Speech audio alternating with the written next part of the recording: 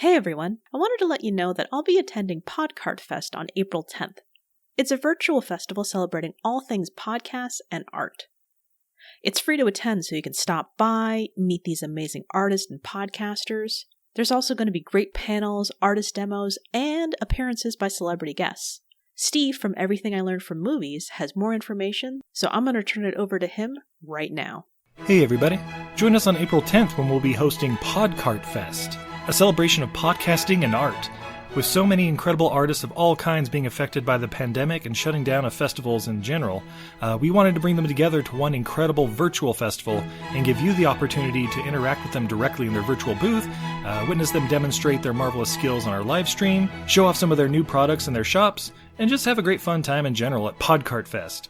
For the latest information, please follow us at Podcart Fest on Facebook, Twitter, and Instagram at podcartfest, that's PODCARTFEST, where you can stay up to date on which podcasters, crafters, actors, painters, directors, creators, and more will be featured. Oh, did I mention it's free? Because Podcart Fest is free, so you can pass that admission fee right along to an artist who needs your help in these desperate times, and have a bunch of fun with some amazing personalities while getting some unique gifts and art for yourself or a loved one. See you soon at Podcart Fest, hosted by Everything I Learned from Movies.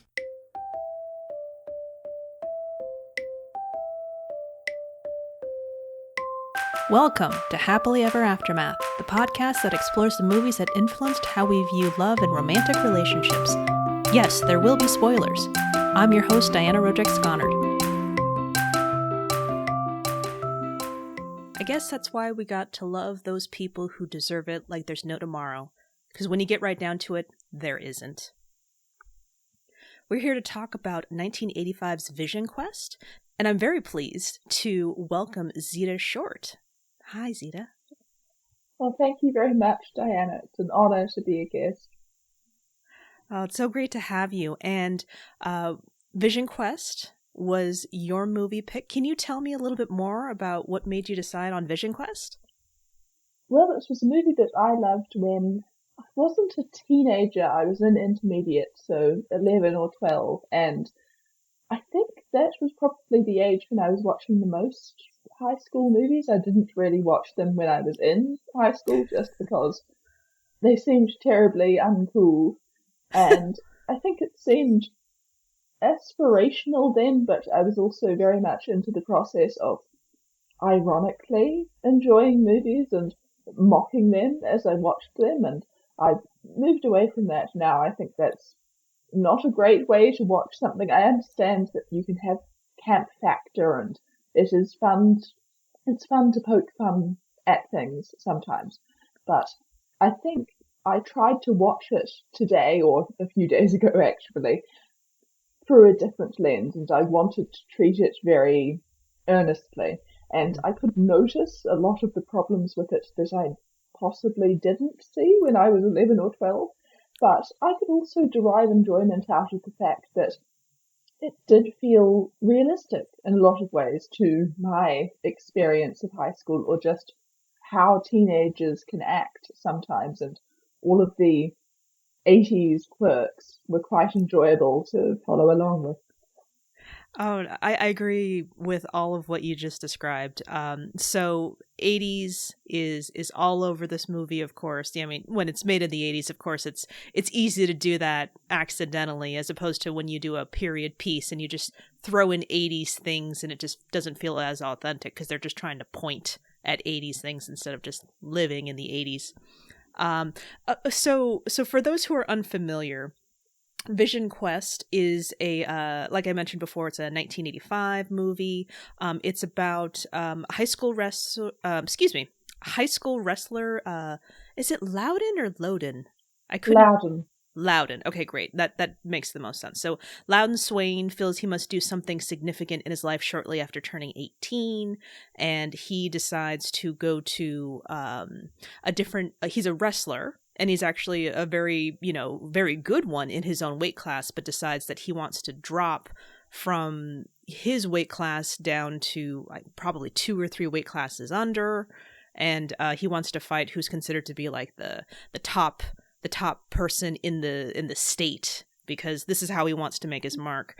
And that goes completely awry when there is a new person introduced into his life just accidentally, and she stays with him and his father when something goes wrong with her car, and there's just all of these things happening. It's Mathew Modine is the star of this movie, along with Linda Fiorentino, Michael Schoeffling, Ronny Cox, Sylvester, Daphne Zuniga, and Forrest Whitaker is in the background, which I thought was kind of amazing.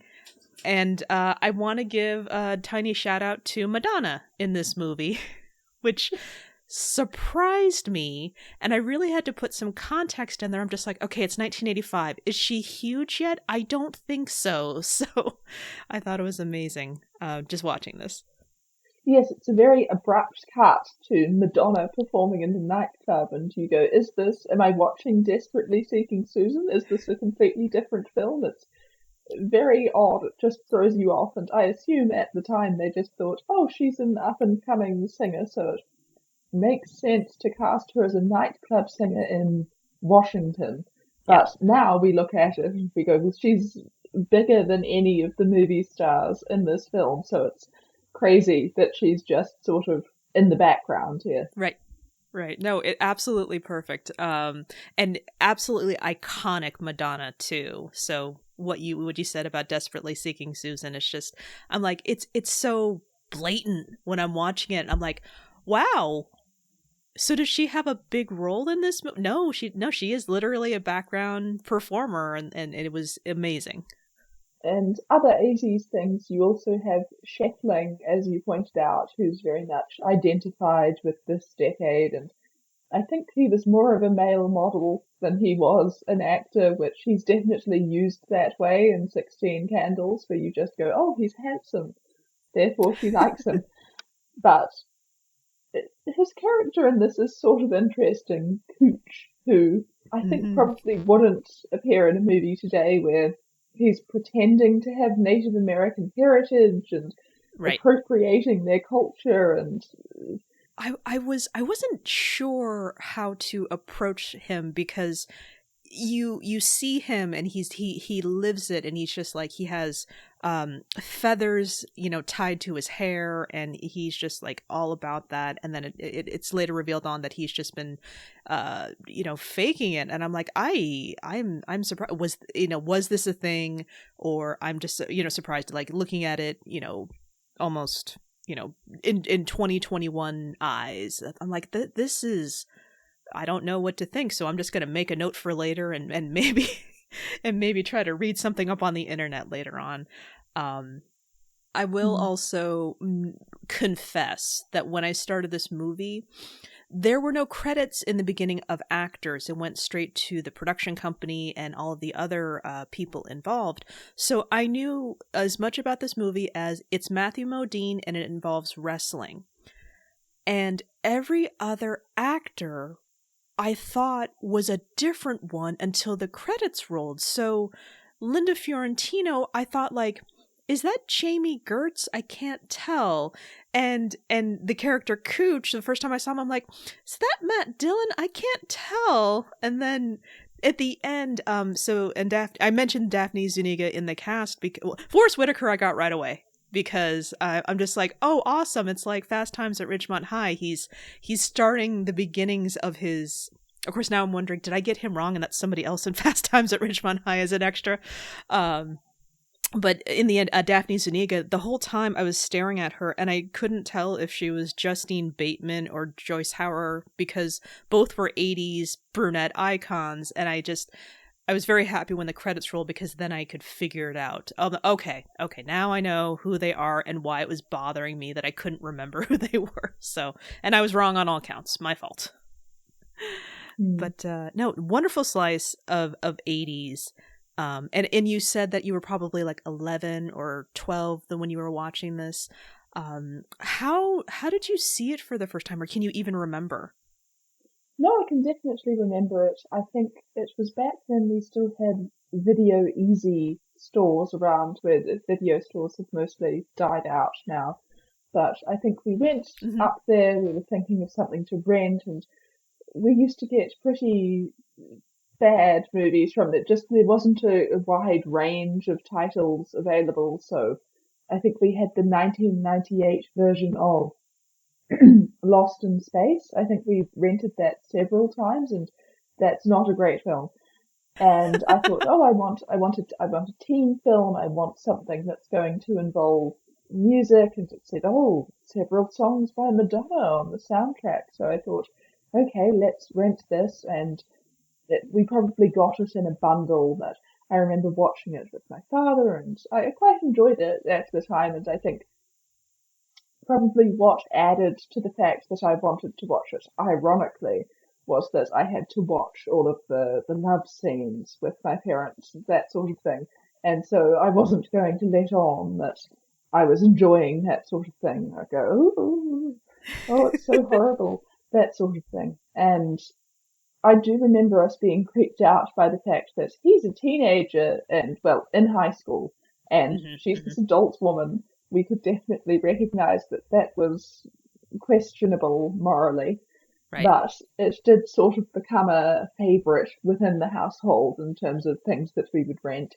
And then as I moved into high school, I became far more interested in serious cinema. So I didn't watch it for a few years, but I have returned to it over the years just because it's a comfort movie, I think.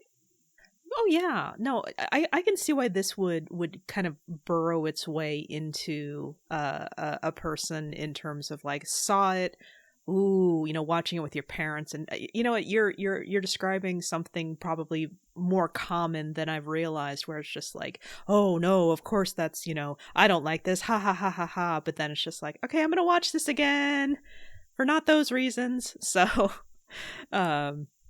So that's a thank you for like articulating that in a way that I've never thought of before. And then tell me more. You've kind of revisited it just occasionally. Do you remember the last time you watched it? Not for this episode.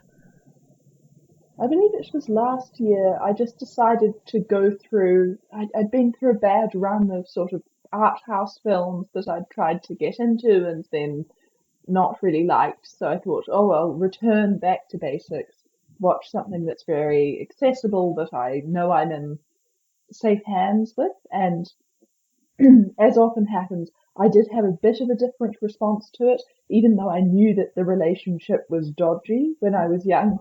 This time it seemed even creepier, and the scene where he sort of forces himself on her, that Yes. also made me very uncomfortable. Even Yes. though she does defend herself, but still, it's to have that dramatic shift in character, and then for the rest of the movie, it's never really addressed. That Yes. seemed a bit to me, but there were also parts of it that I was really able to embrace. The Tangerine Dream score, which I know they are very closely identified with this era, and their music is very synthy, and it does sound very dated now, but I really liked the fact that it sort of puts you in the period, and I wouldn't say that the score is as strong as the one for Risky Business, which might be their most iconic piece of work, but I do think it's fun, and you have a nice selection of 80s songs on the soundtrack, not just the Madonna ones, but you have Only the Young by Journey and Red Rider's Lunatic Fringe. You have those sort of songs, and I think they do put you in the headspace of a teenager. They do feel like the sort of thing that a high school wrestler would have listened to at that time. Right, exactly. And I think there's also a little bit of I want to say there's some Foreigner in there.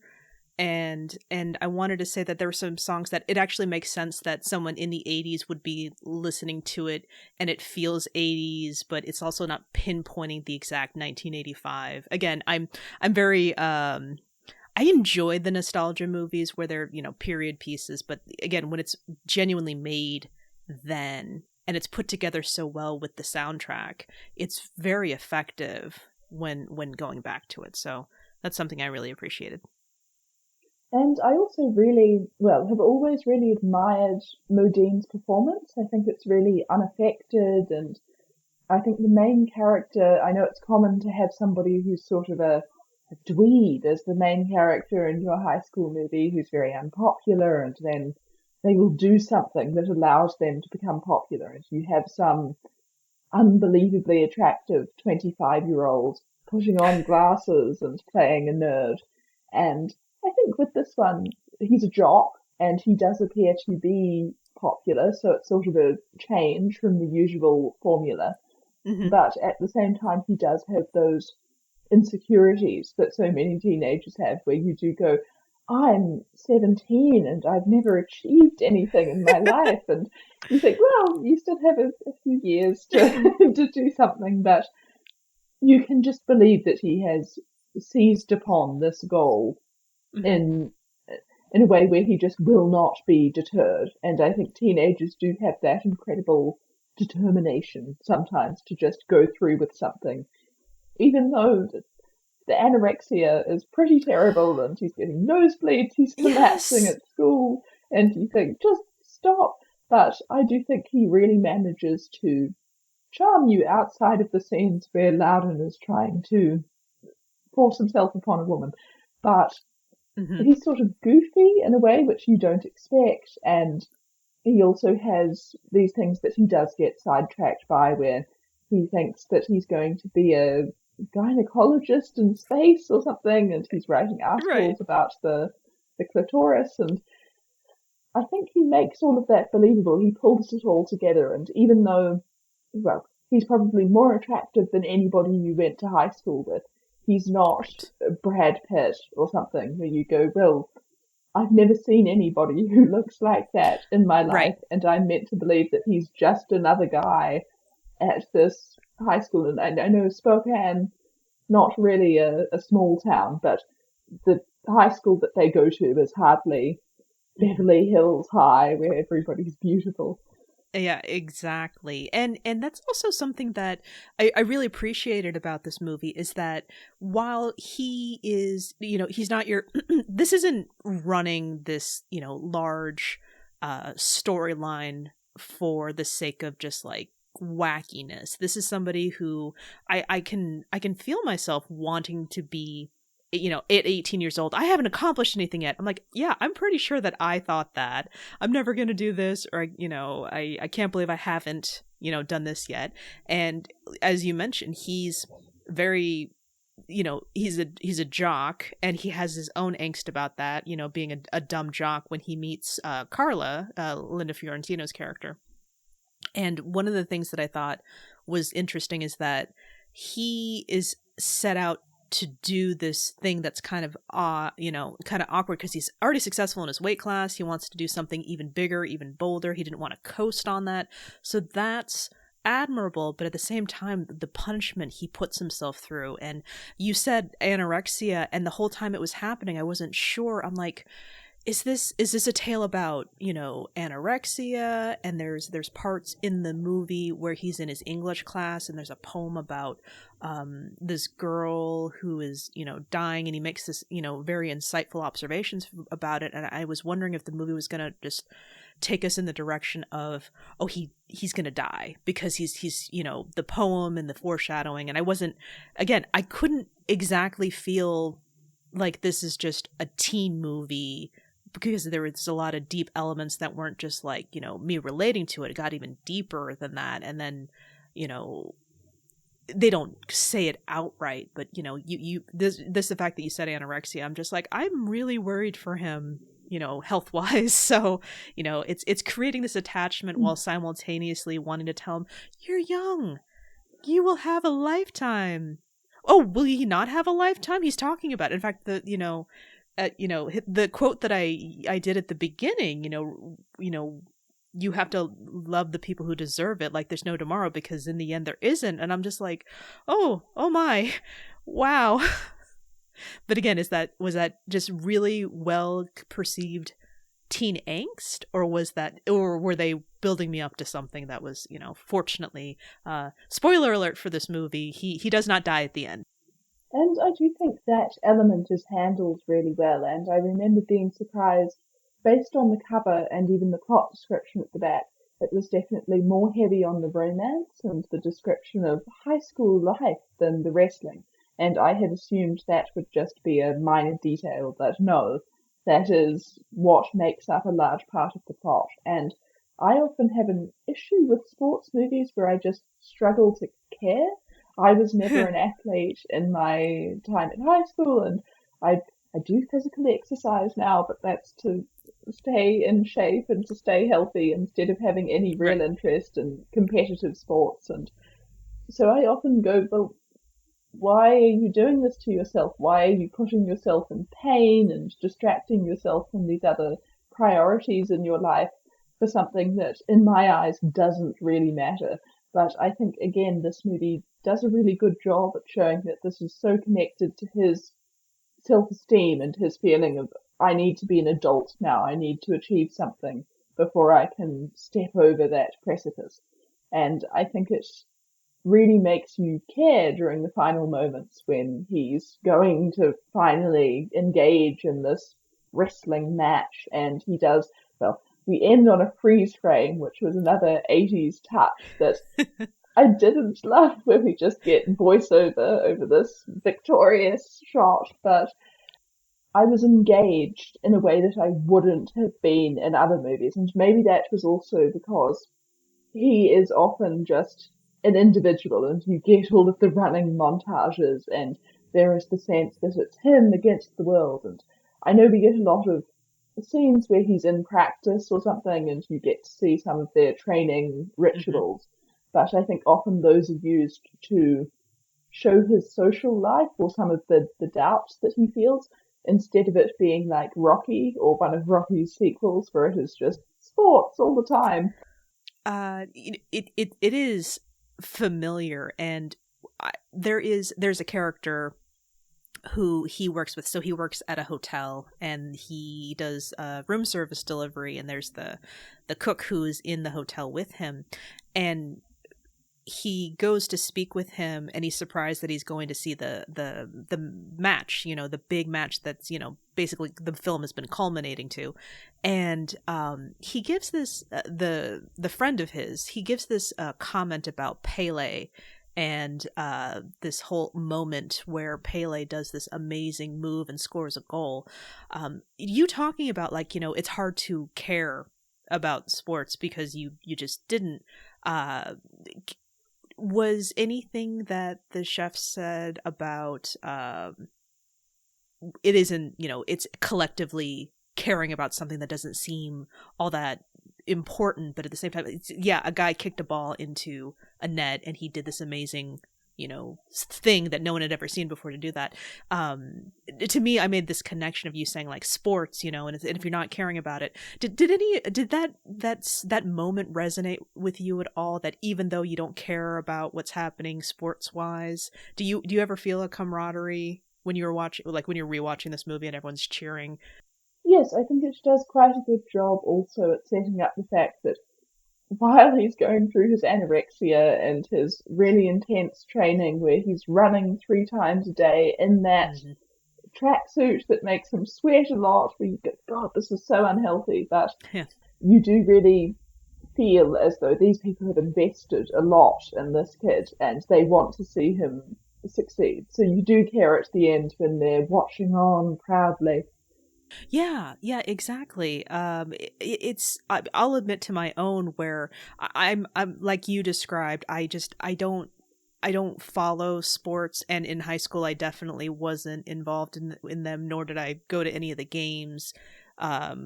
So it's one of those things. But if I am invited to watch, or I've gone to games with family members and friends, I'll find myself just kind of being swept up in a collective group enthusiasm. And I think that's one of the things. I'll even joke, I'll go to a ball game, and my favorite part of that is the sportsmanship of it, just watching people.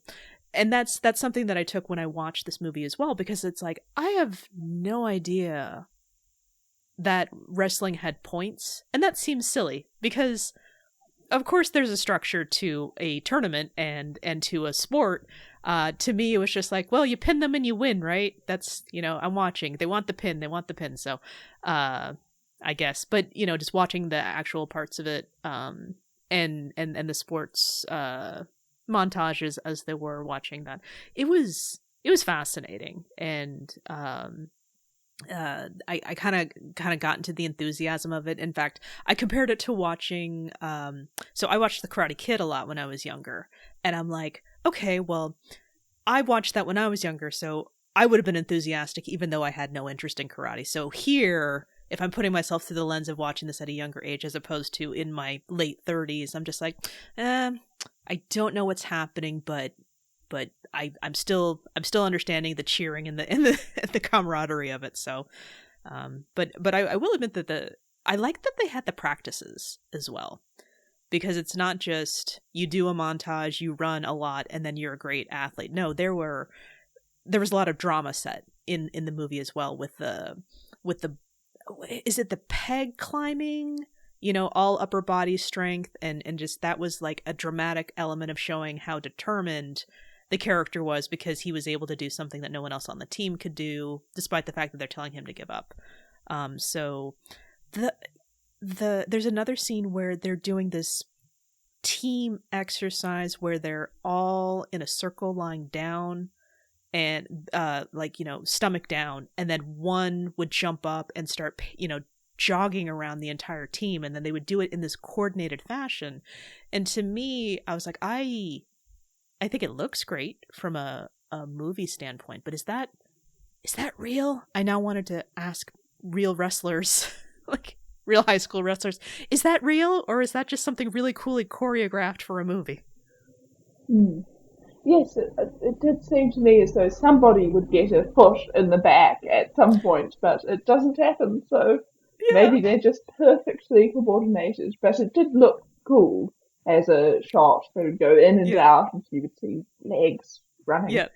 And to me, where it was weak, as I watched it this time, was in the characterization of Carla. To me, even though I definitely idealized her when I was younger, even though she is a predator, she just seemed sort of thinly drawn when I watched it recently, and she's very much this idea of, she's tough, she's standoffish at first, but eventually she takes a shine to our protagonist. But it just seems so contrived, the way that she ends up moving into their house, and then she tolerates him sniffing her underwear and that sort of thing, and is kind of flirting with him, and you go, he's 18, don't do that. And she's creepy at once, but then there are also times where I just felt like I didn't feel as though she had any backstory or any inner life, and I think Fiorentino doesn't have that much to work with in terms of the script, just in the fact that her emotions have to change at a certain point, and it seems very abrupt, her shift from humouring his advances and sort of tolerating his presence to being willing to go away with him and to sleep with him and to have this sort of romance with him before leaving. And she seems a bit like a fantasy character in a way, where it's sort of, this attractive older woman is going to sleep with me and deflower me. It didn't quite work for me, even though I don't think it's a weakness that ends up destroying the film, and she does have more depth than Jake Ryan in 16 Candles, where he is just there to be attractive boy that she's obsessed with. Yeah. They do make some effort to turn her into a slightly complex character, but I just wanted a bit more time with her, and some of the cliches involved in her character where, she's this drifter, but she has an artistic spirit, and therefore she's just willing to go wherever the wind takes her, and that annoyed me a bit. I thought, what if she has ambitions to become an architect or something? That would be more interesting. Right. All there are these tiny shortcuts to who Carla is, and she was trying to go to San Francisco to be an artist. Okay.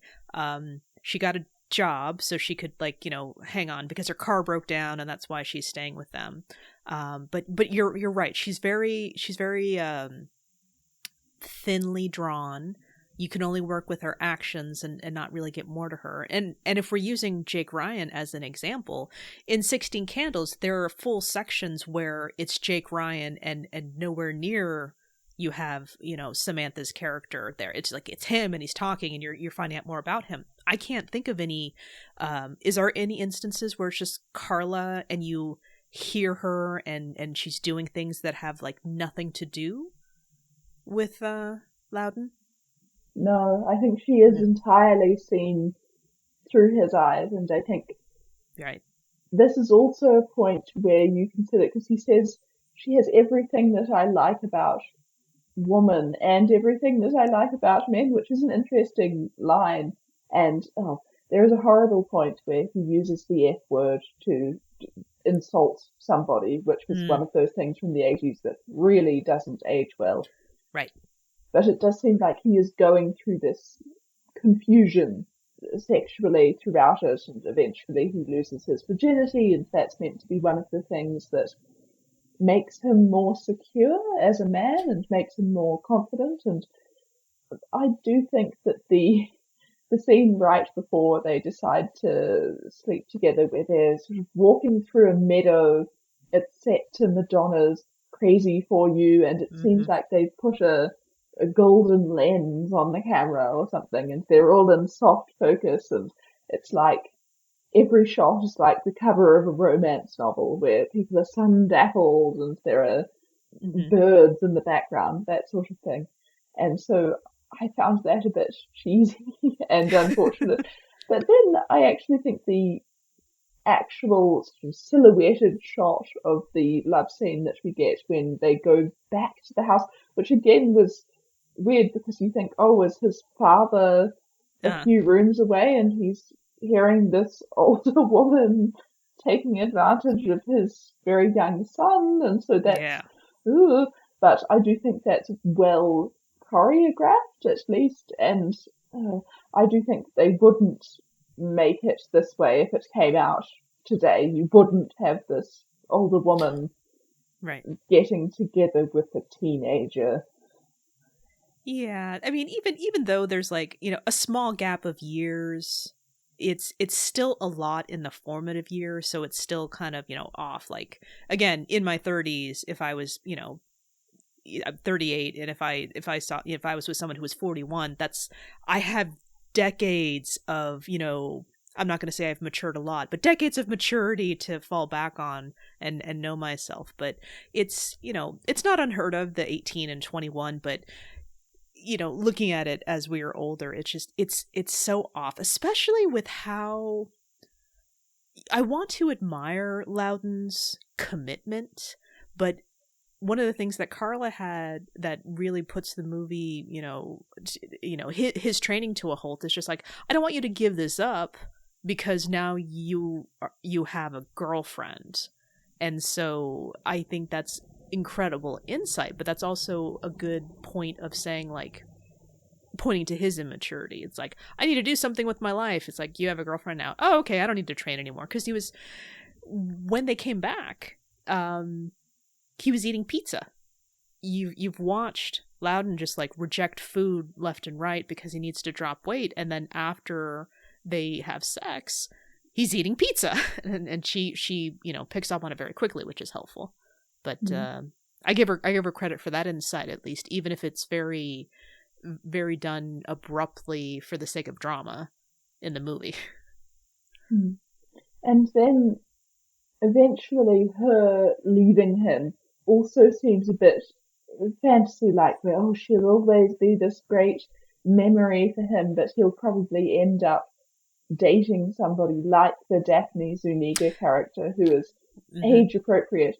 And I also found that interesting, that I assume she had more scenes in the original cut or something, because it did feel like she was being set up as a secondary love interest, or just somebody to compare and contrast with Carla. And yet she's only in a few scenes, and there's that point where she walks up to him and he collapses, and yes, it's just sort of odd scenes that come out of nowhere, and you think it's odd that they make so little use of her.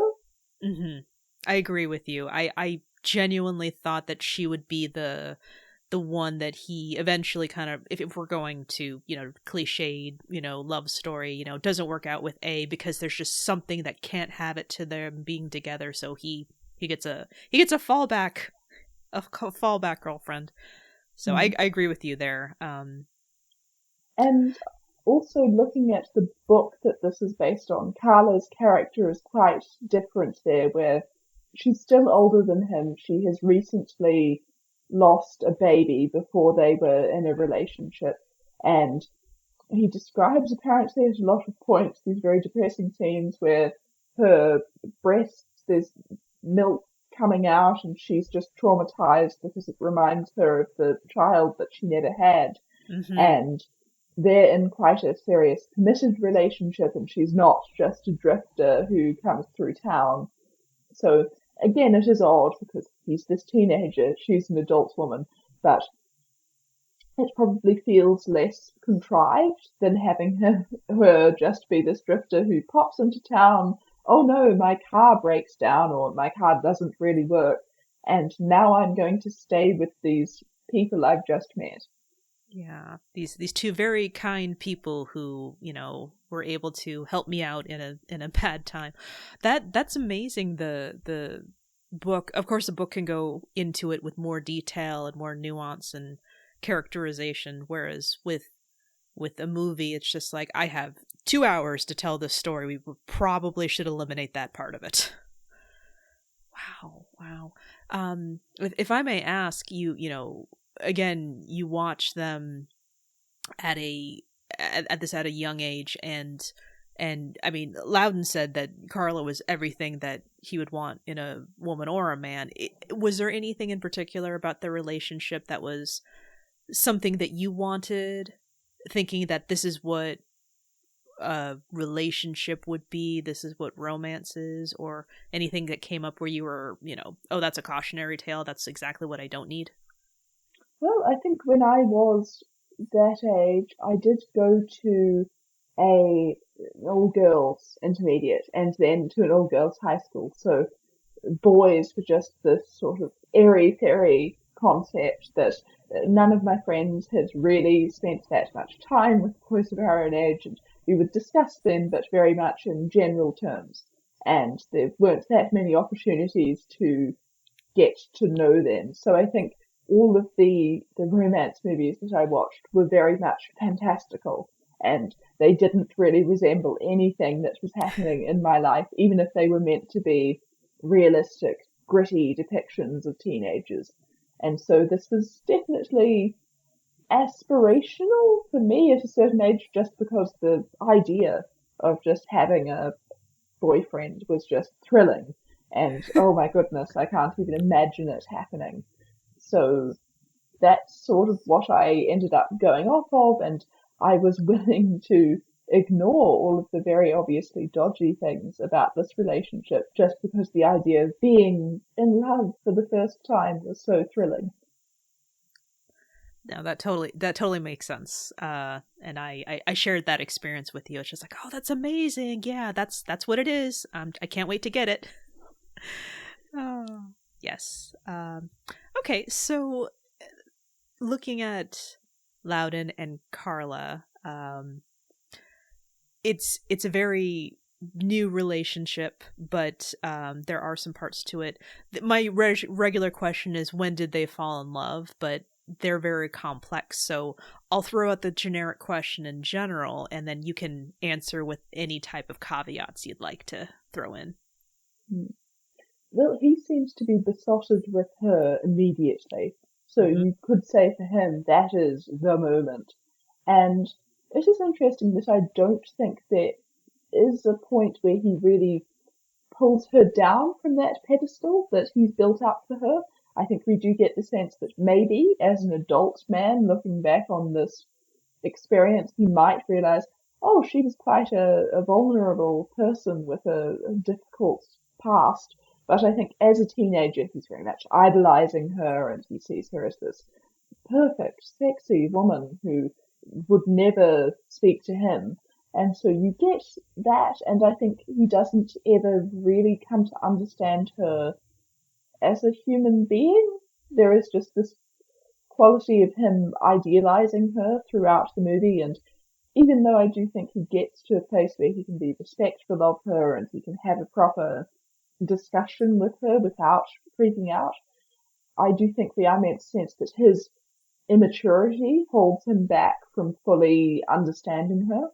And then with her, it's also difficult to figure out because he does a bunch of creepy things like sniffing her underwear, and yet she seems to be sort of okay with that. And then as time moves on, she goes to his training to ask about his well-being. Maybe it's on the trip where they eventually sleep together that she goes, oh no, I could get involved with this person even though it's a questionable decision. And I don't know if we can believe that she is truly in love with him. Maybe it's just infatuation, or these are the options that I have now. I'm not sure if it's the love affair of the century for either of them. I think he's probably infatuated too more than he is in love, because if this relationship were to keep going, he would eventually have to come to terms with the fact that she's a human being and she's flawed and she's not just going to be your dream lady for the rest of your life. Yeah, I absolutely agree with all that you said. One of the things that stuck out for me is Loudon talks to his dad and said, like, she has nowhere to go. Is it okay if she stays with us? And his dad is immediately responding with, like, okay, she's not a puppy. Remember, she is a grown woman. And so there is that element of it. And I like that he knows his son so well to point out that, yes, we're helping her, but understand that, she is not helpless. And she is this person, and for Loudon, it's kind of amazing. You saying infatuation, which is right on point. He becomes very jealous when he suspects that she might be, having sex with other people, even if it's like the people he saw in the club or even his English teacher. Which is kind of very distressing to watch in the movie, because it's like I want so much to root for this kid, but at the same time he's he's doing these things that are just so not acceptable for me. But ultimately, I think you're right, and it's a very awkward, delicate. He's in this a lot harder than she is, but I don't think he knows what he's doing exactly. And then just one note, you also have the detail that his mother is absent from their lives and she ran off and abandoned them. So you could definitely see it as, oh, he likes this older woman who often takes care of him and initiates him into new ways of being an adult. So you could definitely say that she is taking the place of his mother in some ways, and that she's going to ferry him around and help him to come of age. And that is definitely not me saying, oh, it's fine that she's this adult woman sleeping with this 18-year-old. Not saying that, but just a reason why he is attracted to her might be that. And maybe that's also his other weird panic when he is assaulted or harassed, that might relate to it, where he just feels so alone in the world and there's nobody there to really support him. And even though he's definitely guilty of homophobia, he's freaked out by the fact that someone might do that to him and maybe isn't willing to explore that side of himself. That's an excellent observation. I forgot. It was abundantly clear because the mother is nowhere to be seen, but they drop it in dialogue that she left, and that's definitely have an impact on him, because when it's his father and Carla and him having breakfast, and his father is forthright about, she left, and she left me for another man, and he, Loudon is so angry, like, why do you have to tell everyone? And it's so. it's definitely had an impact on him, and even just the dynamic with his father, you can see it there. So I think that's a very astute observation. I would also like to add that I was surprised. I mean, not from a movie standpoint, because it had to move the relationship forward, but the fact that he was, grabbing her underwear and she catches him, inhaling it, and there's other parts of it. The fact that she was concerned about him, that didn't surprise me. It's, coming to the matches, it's like I couldn't tell if it was her interested in him romantically or just being supportive for this person that, this takes place over a sports season, so it's not like a weekend. So I can see her developing this attachment to him, but I can't really put any type of, definition on her attachment to him. If it's attraction, I want to say there's pity in there somewhere, and then the pity kind of wanes, especially when he, becomes so jealous and then, tries to, he sexually assaults her afterwards and, rips her blouse. And I'm just like, I would think by that point it would just be, over. But then again, I don't want to, make it such a generalization, but relationships are complex. She technically doesn't have anywhere to go, so maybe it was something where, that's horrific. But then again, they kind of jump again, not addressed directly. Did he even apologize? No, I think he does say, I'm sorry, but it definitely seems like one of those angry I'm sorry's where he's also implying that you're being unreasonable and why should I have to apologize to you now? So it's not great. I suppose he does have a bloodied nose, and I think it's another point where we're meant to see that, she's teaching him a lesson by telling him never to treat women that way, and you think, shouldn't he just know that before the age of 18, even if he's never engaged in this sort of sexual activity before? Right. You just don't throw yourself at somebody. She was very clear about the fact that she didn't want that beforehand. So yeah. I would, and I think I think the movie was trying to characterize it as he's gone so far into this rapid weight loss that he's, losing, not control, but so much of his decisions are poor, and so this is just another poor decision. But it was too sloppy for, what the movie should be conveying. And also when they're together, there's this part where he's explaining that he could have lost his virginity back in, what was it, 8th grade, but he didn't. So it was I think the intention was to have sympathy that he could have raped a girl, but he didn't. And I'm like, that doesn't track right now. So I'm not sure where you're going. I think I know where you're trying to go with this movie, but it doesn't work. So it did not create any type of affection for me in that particular moment. And if that was the intention for her to do that, then I disagree.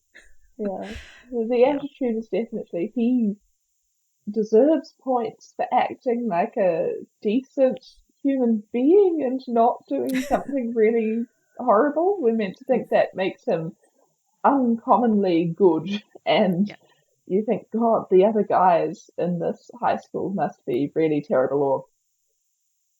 Or is 8th grade in high school in America? No, that's just on the line. So we have high schools where you could start at 10th grade or 9th grade. So it's still junior high or middle school over here. No, so his fellow male classmates must have been pretty terrible if they were doing that sort of thing.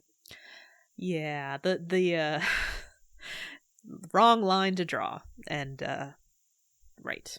So, but for the purposes of the movie, I'm gonna say that Carla, not love, not.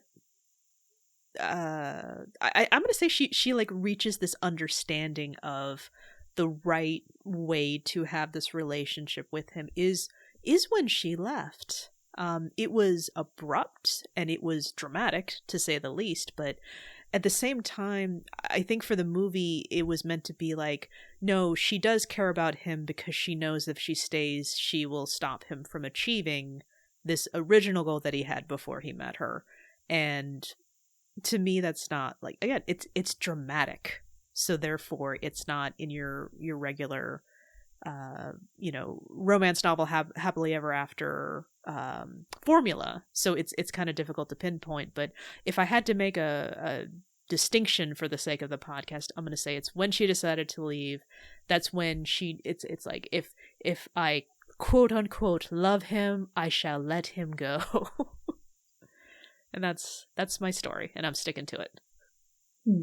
No, I definitely think that's a good interpretation of what she does, and she's definitely sympathetic to her, because obviously through a modern lens we would go, maybe the police should be checking her out. I suppose it's not statutory rape, but it's still an uncomfortable situation.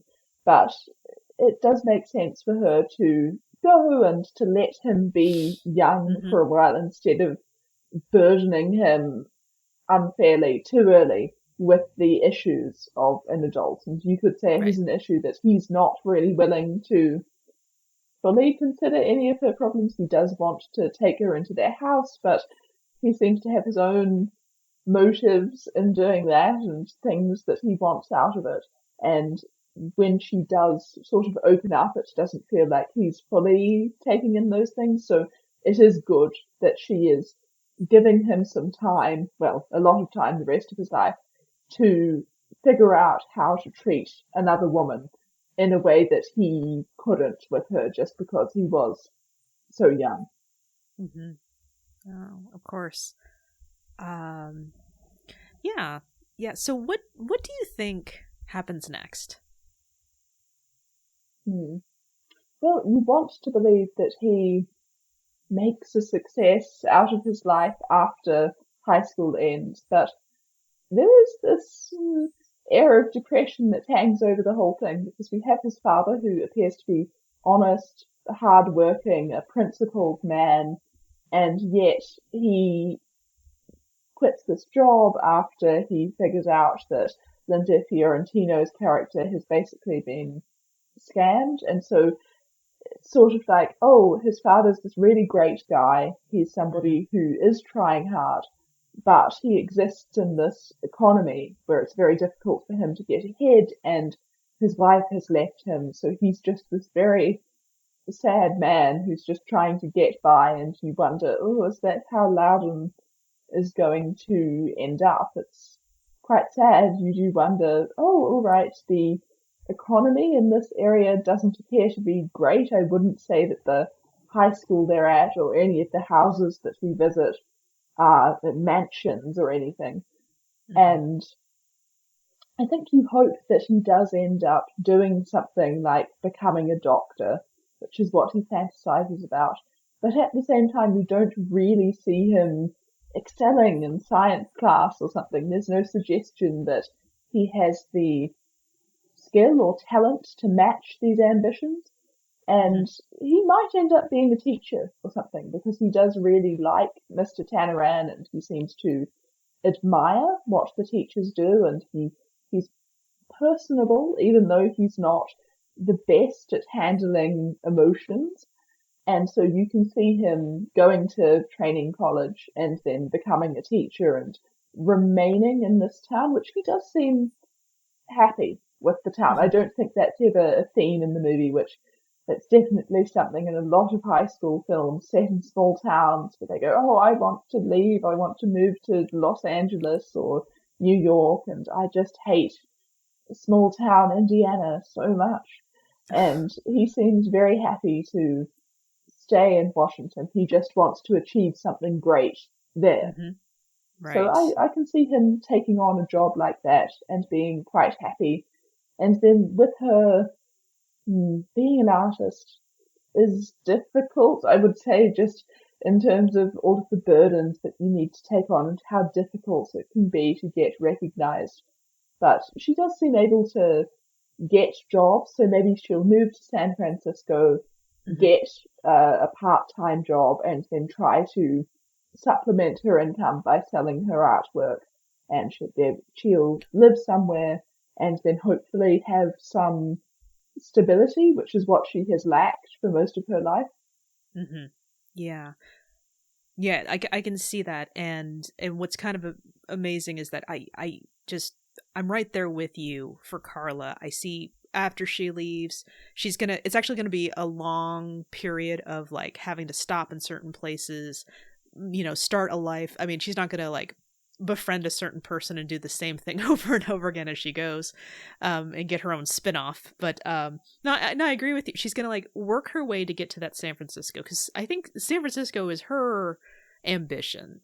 So she'll get there eventually, and yes, absolutely, she'll get there. She will do her art, but she is also understands the realistic nature of, I have to supplement because this is what will pay the bills and this is what I want to do. So, and in the 80s, I can't tell you that I understood the economy of San Francisco in the 80s, but I understand that there was a lot of artistic community there.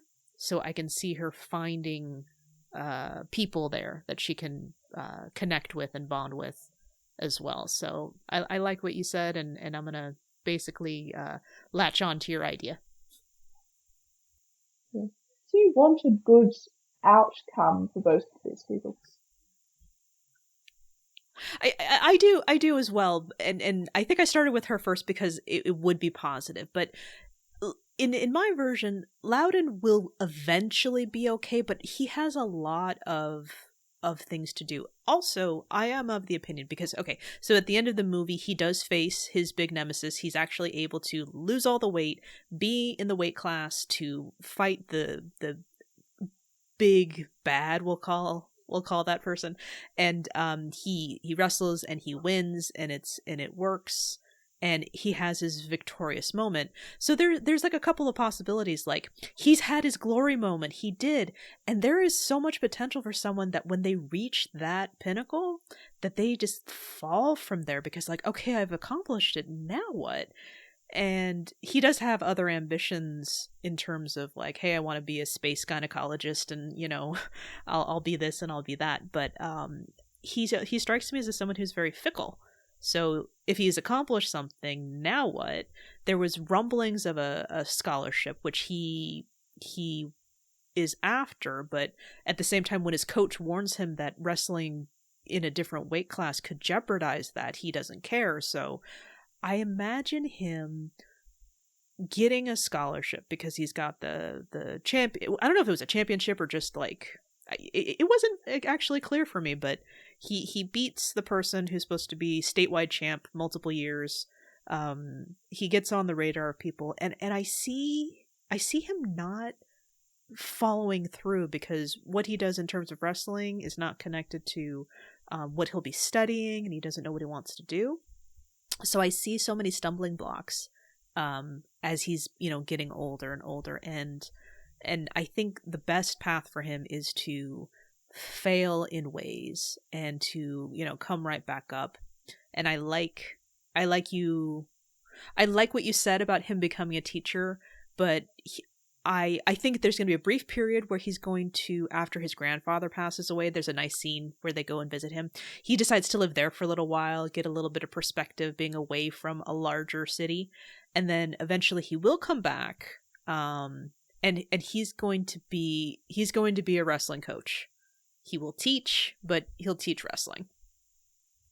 Yeah, I can definitely see that happening. It is the one passion to which he stays true, because we do have all of this experimentation going on when it comes to what he wants to do. And I think I was definitely in that place too when I was leaving high school and did my law degree. So that was just sort of safe.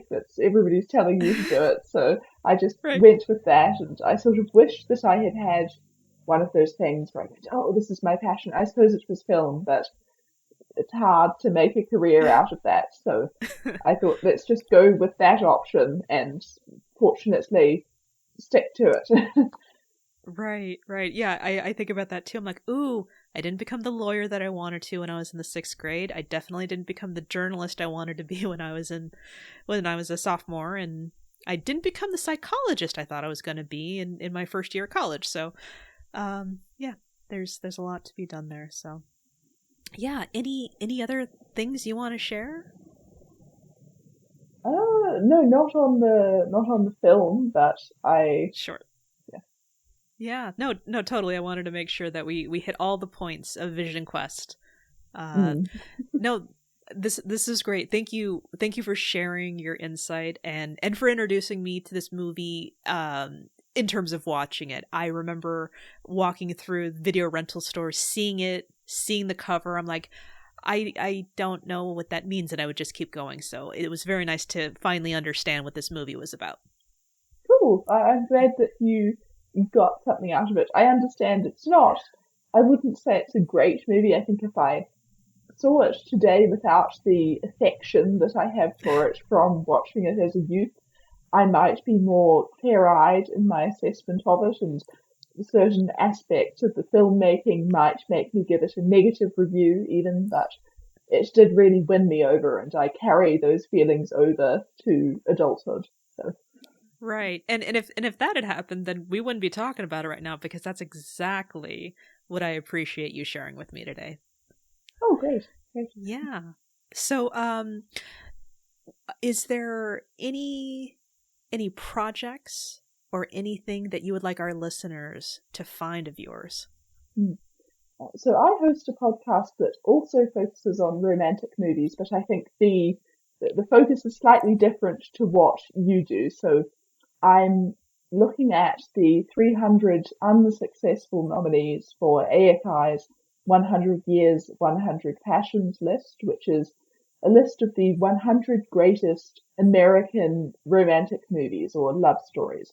And so we have nominees from every decade, well, 1910s onwards, and so it's quite interesting, and I'm trying to trace the history of the genre, the way that it has evolved over time, and the lovely host here, Diana, was a guest on one of the episodes, and we covered Adam's Rib together, and it was a delight to have you on, and there was a lot to talk about in terms of that one. So yeah, it's really fun to just go through all of the entries on the list, and they're not all great, but sometimes that can yield a really good discussion.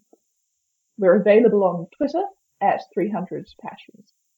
Yes, that was a great podcast. I've listened to the episodes currently. I had a wonderful time, and so I will definitely link to that when it comes out, and I will link to your podcast in the show notes if anyone is not able to pick up their device and subscribe to it right now, which I agree you should do right now. Okay. Beyond that, you can let us know what you think about Vision Quest. So you can send us any of your comments where I'm on Twitter at HEAMCast. That's HEAMCAST. Same for Instagram, and I'm on Facebook at Happily Ever Aftermath. Any long form thoughts, you can email me at contact@heamcast.com. And depending on how in depth it goes, I will definitely forward that to Zita, because this was a great conversation and we want to continue that with you. So, all right. Thank you again, Zita. This was wonderful. Thank you very much. Until next time, may your aftermath be happy.